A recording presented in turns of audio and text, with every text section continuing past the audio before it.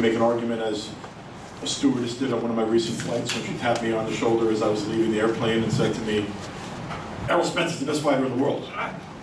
And I said, "Well, we're going to find out. You may very well be right." Stephen, would you like to introduce Errol?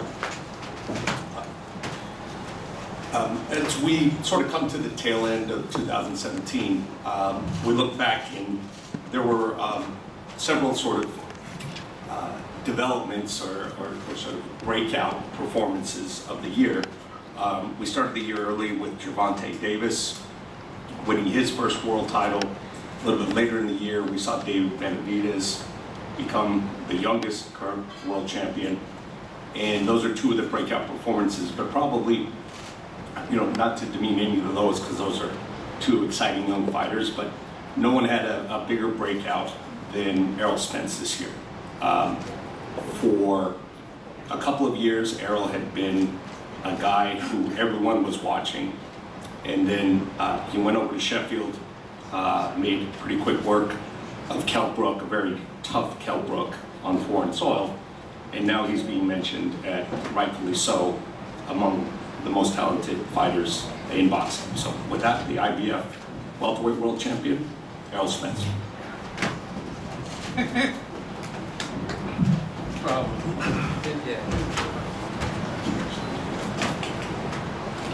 How everybody doing today? Good. Happy to be on the podium. It's been a long time coming. Haven't stood in front of y'all since me winning announcing my fight with Kell Brook, and me winning my world title.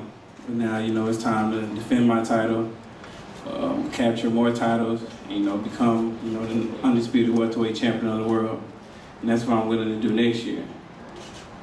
My next fight will probably be in January, mid-January. Not sure the venue yet, but it will be against Lamont Peterson. That's it. A man of few words. We have microphones here for questions, guys. Don't be shy. We're joined now by another guy who can stake claim to perhaps being the best welterweight on the planet, and another guy who could stake claim to being one of the best pound-for-pound fighters in the world. He's been off. He's recovered from an injury. He's healthy now. He's a newlywed. Congratulations on that. Thank you. And say a couple of words to everybody. Keith, tell them what's been going on. And I think you would expect Keith in the ring in the first quarter of next year.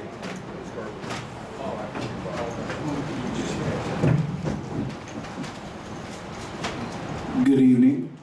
That's a loud mic. I'm gonna know that now. But what's up, everybody, man? And I'm glad to be back in the U.S. I spent over 100 days overseas with my wife. It's a new chapter in my life. Once when the doctor said, "You got 6 months no boxing," I said, "Well, looks like I'm getting married." Everything happens for a reason. I'm 28 years old. I'll be 29 real soon. It doesn't feel good to not be an active fighter while you're in your prime, but like I said, everything happens for a reason. I believe myself that I'm extremely blessed. I'm champion of the world. I hold 2 world titles. I work really hard to be in this position. I've been boxing since the age of 7. For the most part, all my dreams are coming true, minus a few injuries along the way. Luckily, when I touched down, I talked to my doctor here at HSS on Wednesday. We got some good news. He felt around, he checked it out. He said, "Yeah, you're still lacking a little bit of range of motion," but he talked about throwing around some medical terms, possible PRP therapy, a little bit of Graston, cupping, some extra stretching, and things to break up some tissues. And like I said, he threw around some medical terms, but it sounded like we're in a stage. And after doing a few days of therapy over here, it's feeling a lot better just from a few days of real intensive therapy, which makes me feel like I'm in what we call the bounce back stage. It's not going to be long that I'll be back in the ring, and hopefully my arm will be working better than ever. So like Lou said, we're estimating something like the first quarter of next year, mid-February, early March. There's no solid date, there's no solid opponent, but I do look forward to getting back in the ring, defending my world titles. that I hold currently, and then taking that momentum and giving you guys some more exciting fights in 2018. So, this your boy, keep on top Thurman. I'm back. Question. I'm wondering, is it coincidence that these two guys are here together? Do we see them on parallel tracks in a collision course at the end of 2018? Keith, Errol, Stephen, Lou? Well, they'll answer that for themselves, but I think one thing that does need to change, we need to change the narrative. One of the criticisms of boxing, and at times it's been justified, is that, you know, the right fights don't get made. If you look real closely at Showtime Boxing over the last couple of years, we haven't had any problem making fights. Whether it was, you know, Keith and Danny Garcia, or Keith and Sean Porter, or, you know, Errol and Kell Brook, or the featherweights, or this evening's card with the super welters. Guys are fighting each other, and guys are taking the tough fights, and the best are fighting the best. So, yeah, I have a good sense of what these two guys are going to say, but I'll let them speak for themselves. Yeah, you know, unification doesn't happen except for right here. You know, ain't nobody worrying about Jeff Horn overseas, you know. I mean, it's real talk. So, you know, a lot of boxing people, like, I've been throwing around the Miss Cleo factor. They like to predict the future. You know, they like to really know what's happening before it's really happening. He's got to fight. I have to come back. I would like to get some momentum going. But real talk, later next year, you know, I just unified, so going after another belt later next year is a little bit more in the works. If it manifests in late 18, early 19, we don't have a date. We're not really talking about that. I've never seen a contract with Errol Spence's name on it, and I know he hasn't seen a contract with my name on it. You know, so that's just real talk for you guys who like to talk about the future of boxing. That's just some real talk from me, and it's direct. It's real information, but I look forward, for those who know who Keith One Time Thurman truly is, I'm the same. I look forward to continuing my legacy and dominating the welterweight division. So I congratulate Errol Spence for that victory overseas. You know, brought it back, boy. That was real. That was a great performance. Two world-class fighters, and Errol, he showed that he was the better man. So the thing that I love is that when we go toe-to-toe, you know, it's going to be the greatest American fighter. We're both American fighters. I competed in the 2007 Olympic trials. He competed in the Olympic Games. You know, we both have extensive amateur backgrounds, and this is what we were bred for. You know, so those who think, like, you know, talking this and that, these people don't want to fight each other. This is the fight life. This is what we live, you know. But we will do a little bit of business. I will be smart. I'm not jumping back in the ring after injury, going after another champion. When we go toe-to-toe, it will be the right moment, I believe, for the both of us. And that's what I gotta say. Chris, what venues are being considered for the Vermont fight? Either the Barclays Center or somewhere in the West Coast. I don't know yet. Possibly on the West Coast? It could be. And what part of January you think? Mid-January.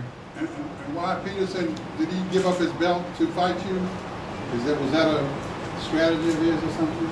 Oh, I don't know. I haven't talked to him, but you know, he wanted to fight another, you know, world champion. That's the guy who stepped up and said he'll take the fight. So that's the guy I said he's a top 5 welterweight. Errol over here. How's it going, Errol? Errol, you're gonna fight Peterson next. I'm sure you've seen Lamont fight over the years. He's been one of the top guys, both at junior welterweight, also at welterweight. Can you just give your scouting report on what you think about him in the ring? He's been a little bit inactive, but he's certainly proven himself to be a quality contender, a champion over the years. He's a hell of a fighter. He's somebody that I looked up to as an amateur. He's somebody I sparred in the amateurs and you know, learned a lot from. I was had a training camp with him at the Olympic Training Center. You know, he gave me, you know, different stuff and different advice, you know, and how to punch and how to slow down my punches and how to speed them up. So you know, he's a guy that that I really look up to, and you know, he's one of my favorite fighters. He's a guy that fight anybody. You know, I never known him to duck a fight or say no to a fight. He always fought the best, like Luca Batiste, Tim Bradley, all these tough names. Fought Victor Ortiz. So I'm looking forward. Lamar has true grit. He's a real fighter. He's a guy that gives it all and has a big heart. So I see it as being a great fight for me. Keith over here. Keith, I know you said there's no opponent as of yet for your next fight, but you're gonna look towards the winner of the Sean Porter, Adrian Granado's fight as a possible opponent, seeing that Sean's kind of fought his way into contendership and beating Andre Berto earlier this year? Even with, I know how eager Sean wants to get back in the ring with me and do the rematch, but I don't think that I'll be taking that level of a fight coming off of my injury. I think we're going to get just a welcome back fight. Throw the arm around, test it out, have a good camp, injury-free camp, then take the momentum from that, and there can possibly, we can get in the mix with Sean after that. I'd be surprised if that's the first name coming back, I mean, you're talking about a whiplash accident that I experienced in 2017, then having recovering from that, having an 8-week training camp, fighting Sean Porter, Danny Garcia, surgery, and then coming back and fighting Sean Porter. So, I mean, that's a dog after a dog after a dog, you know what I mean? So, we might not run that deep when we jump right back into the sport, but you best believe when I brush the dust off, that we'll get moving and get right back to work against top quality fighters in the welterweight division. Is Sean Porter next for you? You're not sure? No, I don't believe so. He obviously can be in the near future. He is one of the fighters I believe that deserves the rematch. I believe the fans here that came would come again and definitely support that show. It was nominated Fight of the Year. So simple business to make that rematch happen. I'm not against it, but I just don't see that manifesting for my comeback fight. Right here. The first question is for Errol. Since you're fighting in January, you've been inactive, no fault of your own. But do you see 2018 being a year of 3 fights? Definitely. I talked to my manager about that, about being more active, and I feel like I come back this year, but coming back next year, and it looks like I probably will be fighting 3 times next year. Okay. And this question is for Keith.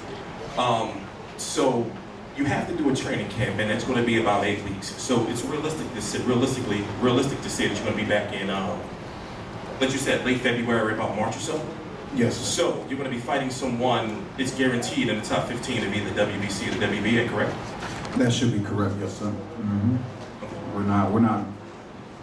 Like I said, we're not looking at anybody in particular right now. I'm still kind of focused on my rehab for the next 4 to 6 weeks. That's pretty much what's on my mind. But from there, eventually we'll start seeing what manifests through our team, Al Hain. I have a follow-up for Errol. Errol. Before your fight with Peterson, I guess, was put together, there was a lot of conversation, a lot of discussion that you got offered a promotion contract by Golden Boy, perhaps an opportunity to fight Miguel Cotto in what he says would be his final fight coming up in December. Can you just give your side of that? Was that offer made? What were your thoughts about it, and what was the reason why you elected to make the decision that you did? Yes, the offer was made from Golden Boy, and I mean, everybody's been trying to get me. I mean, every promoter, you name it, been trying to get me since I turned pro. And, I just declined it.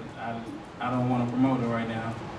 I feel like I'm going to start my own promotion company probably later next year and do my own thing. I mean, I'm already fighting on network. I'm already main event. I'm already getting great money, so I don't see what a promoter can offer me. Errol, you have a history of beating guys worse than other guys and beat them. Lamont Peterson was knocked out, I guess, in the 3rd round by Matisse, went the distance with Danny Garcia, a fight some people thought he won, and he lost, to Tim Bradley. Your thoughts on how you hope to look against him? I want to look a lot sharper than the Kell Brook fight. You know, Lamont, he's a tricky fighter. He's been around the block. So, you know, he's tricky. He does a lot of, you know, cagey, vetting things. And I'm looking to get a lot of experience in that fight. You know, I'm still a young fighter. I'm still young in my career. This is only my 5th year. So I'm just looking to get a lot of experience in that fight. I don't know if I'm gonna stop him early. I don't know if I'm gonna stop him late. But we're gonna train for 12 hard rounds. Because I know Lamont always comes in shape. He always comes ready to fight. What are your thoughts right now, sitting, you know, in such close proximity with Keith, you know, in front of us, knowing that this fight could be the fight that he was saying, you know, potentially a Sugar Ray Leonard, Thomas Hearns type of fight, you know, in this era, you, Keith, could you answer the question also? I mean, my thought's been what it's been since I was 15-0 when I said, you know, I'll fight Keith Thurman, anybody in the top 5. I mean, like he said, he gotta wait and get ready, and you know, gotta go through rehab. But I'm ready when he is, and I'm always ready. So it don't matter if it's the first quarter or it's second quarter or if it's next year. You know, I'm gonna be ready. I'm always ready to fight the best. You know, I have a goal, I have a dream to be the undisputed welterweight champion of the world, and I'm not gonna let anybody stop me from that path. So, you know, this is the fight that I've been wanting with Keith Thurman for the longest. So I mean. You know, he been making excuses, said that, you know, I haven't proven myself, I ain't win a world title, said he's gonna bust my bubble. So, I mean, I'm waiting to find out what he's gonna do. I have a question for everybody on the dais, starting with Keith and Errol. Hold up, my man, hold up.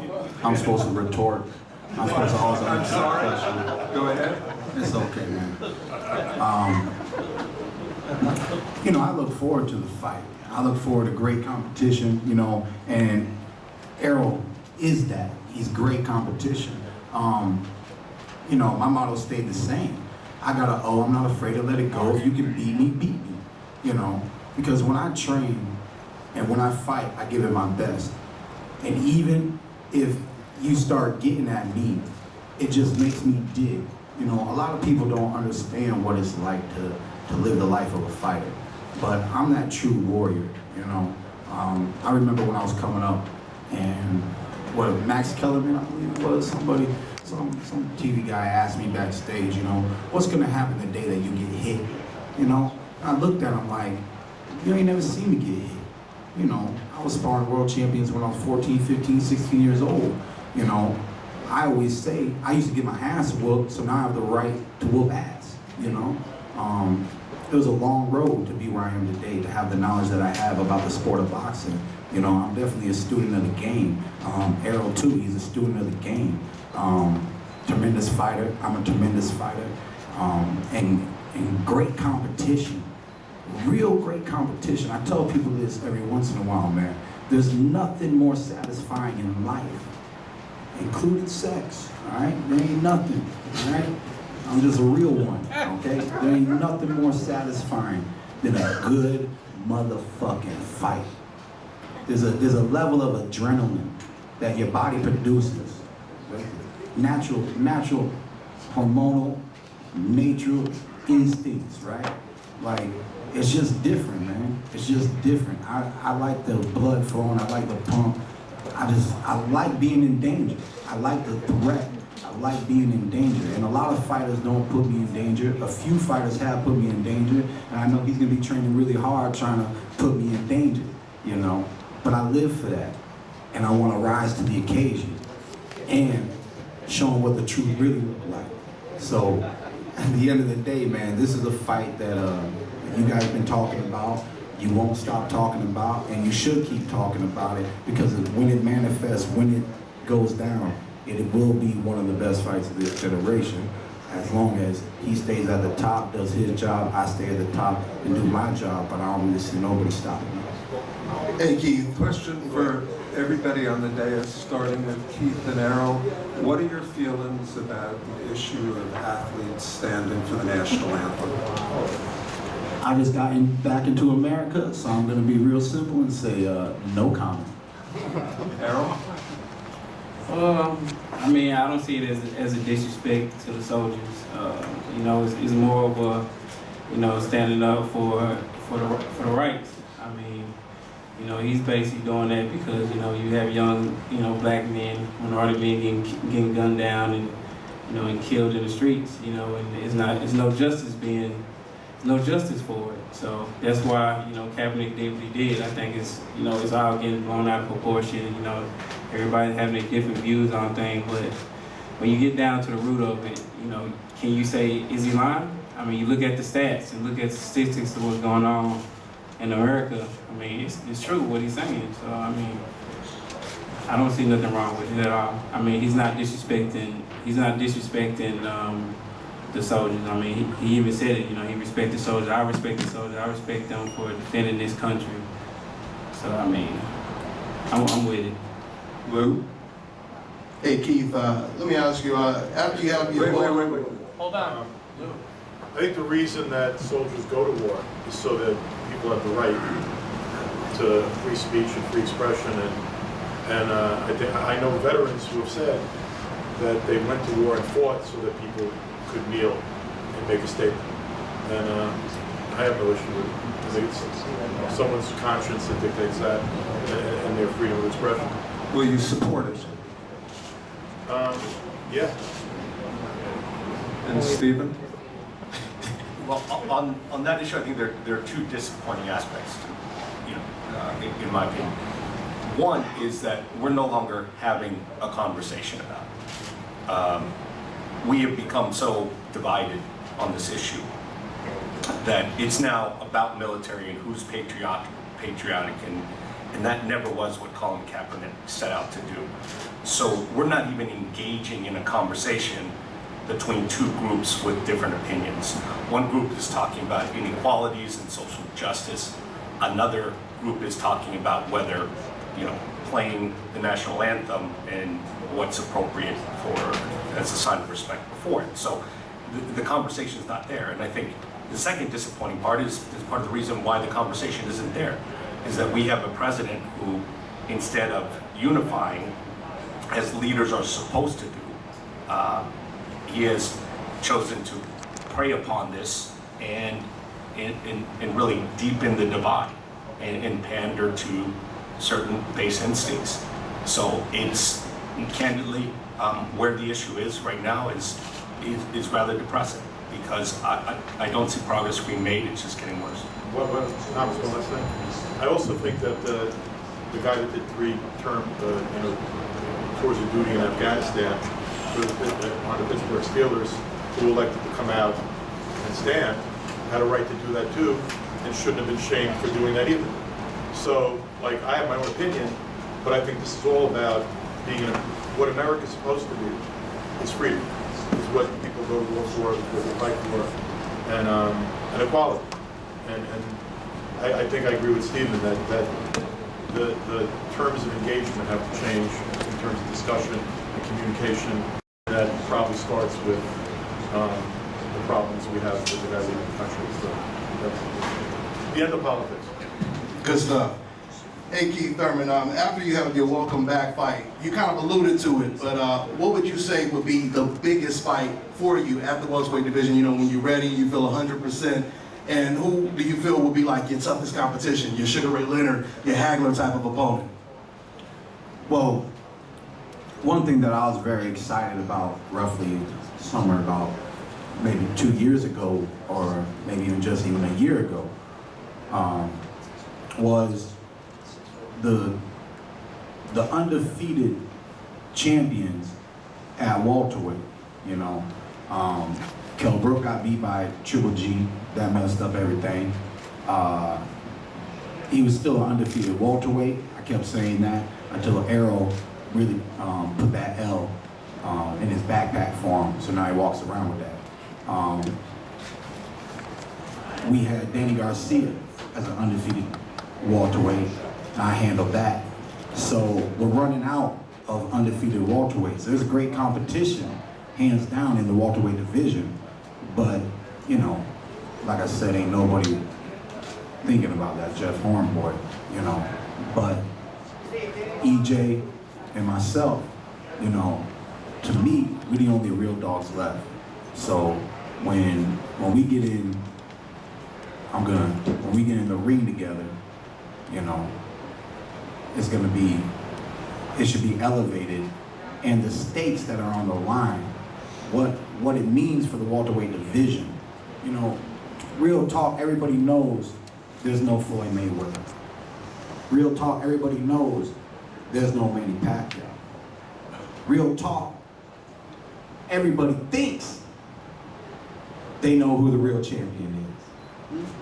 But real talk is, the king of the welterweight division will manifest within 1 to 2 years. That's real talk. And it happens by unifying these belts, which is not a crazy leap. You know, it's not something that we cannot achieve. It's tangible. You can reach out and grab it. You know, we can make these fights happen. So for me, I'm excited to be at the top. This is my dream.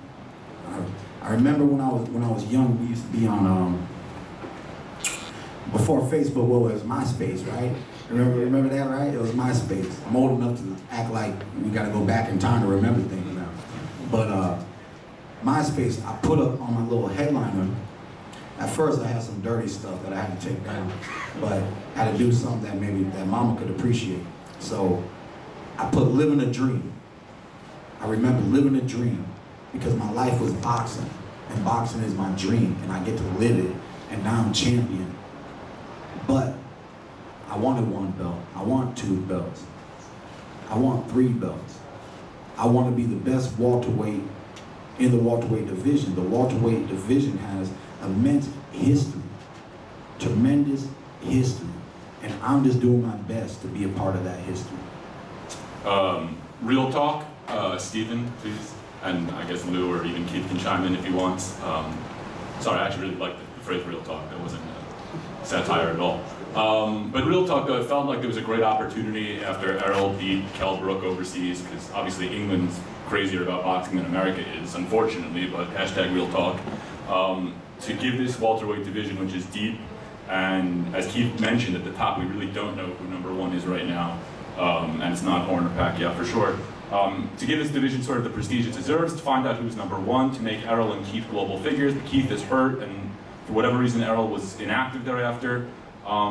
What's the plan to regain that momentum or to elevate the division to where it should be, where you have guys now? I mean, it's great for Keith to say that in 1 or 2 years we'll find out who the king is, and that may or may not be accurate, but that's definitely not a great tagline for a fight. Find out in 1 or 2 years who's going to be the king. So, you know, how do you get back to that place where you have that huge crowd in Sheffield cheering for Errol because he beat Kell, and maybe it's not there, but getting that momentum to this division? Well, you're overlooking one piece of it. Probably more than that. Go ahead. And the fact is, what you skipped over was, Keith fighting on CBS before an audience that peaked at well over 5 million people. And Keith can tell you personally, what the impact of that fight has been on his career. So the reality, we might be sitting here instead of Deontay headlining in a couple weeks. If not for the injury, that might have been Keith and Errol. But the good thing is these guys are young guys, and everything in due time. The great thing is people have forgotten about Danny and Sean. It's not great that they've forgotten, but it's great that they're still there. And the idea is that they are there, but people are forgetting. Like Keith had a great fight on CBS. He just got injured, and that's that. It's the forgetting. Right. Obviously, the quality's there. I know that. That's sort of the premise of the question. Right. No, and they will get back in. When we set upon this thing, and this started 2 years ago, the idea is this was going to be a round robin. If Errol ends up fighting Danny Garcia, no one cares that Danny Garcia's got 1 loss. And I think people are comparing it to, Floyd Mayweather status. It's going to be a while before someone gets Floyd Mayweather status or Manny Pacquiao status. Once in a generation. But you are looking at the young stars in boxing. And it's up to you guys to remind people of that.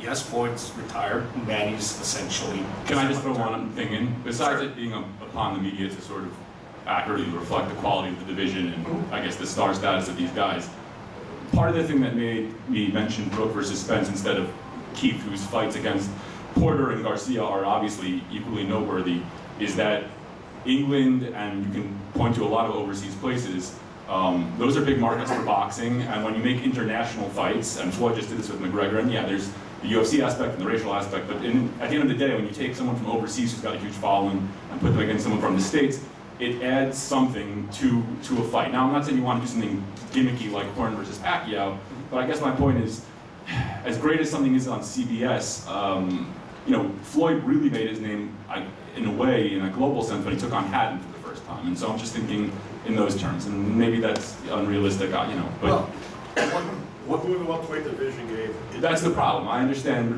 Yeah, I know how matchmaking works, so it's problematic. I get Also, it. to look at the round robin concept, he went over there and he beat Cal Brook. Like, I do think there's a Mexican in 147, and there isn't. But like, I hear you. He beat Danny and he beat Porter, and he's been hurt. So like, you have had sort of the best fighting, the best. One other thing, I don't want to take like, you know, look, the fact that boxing is you know, soccer and boxing, that's probably 1-2 in Great Britain. But I made this point before, I'm going to make it again. Those big global fights you keep talking about, those only happen when it's the economic expediency of the British fighter. Because what they do and how they build their records over there is by fighting for the Commonwealth title and the British title and the UK title and like 85 different titles that are local, and they tend to be honestly very like sort of. Yeah, I'm not saying to force something that's not really there. I'm just. Well, the other thing to think about, you realize it with the UK market, there are no professional sports there. I mean, other than soccer, you do not have professional basketball. You do not have professional. I'm just saying, make these guys global. It could be Britain. I mean, look, if they were an Australian who were legitimate as opposed to Jeff Horn, I'd say great, because obviously the Aussies went nuts and that was a huge thing. But You that's think all. Jeff Horn's going near either one of these guys anyway? No, of course not. And I wouldn't want to. And I don't give a. And I don't want to watch it. And I wouldn't want to see it. Okay, Gabe, we'll carry this on afterwards. Do you have any other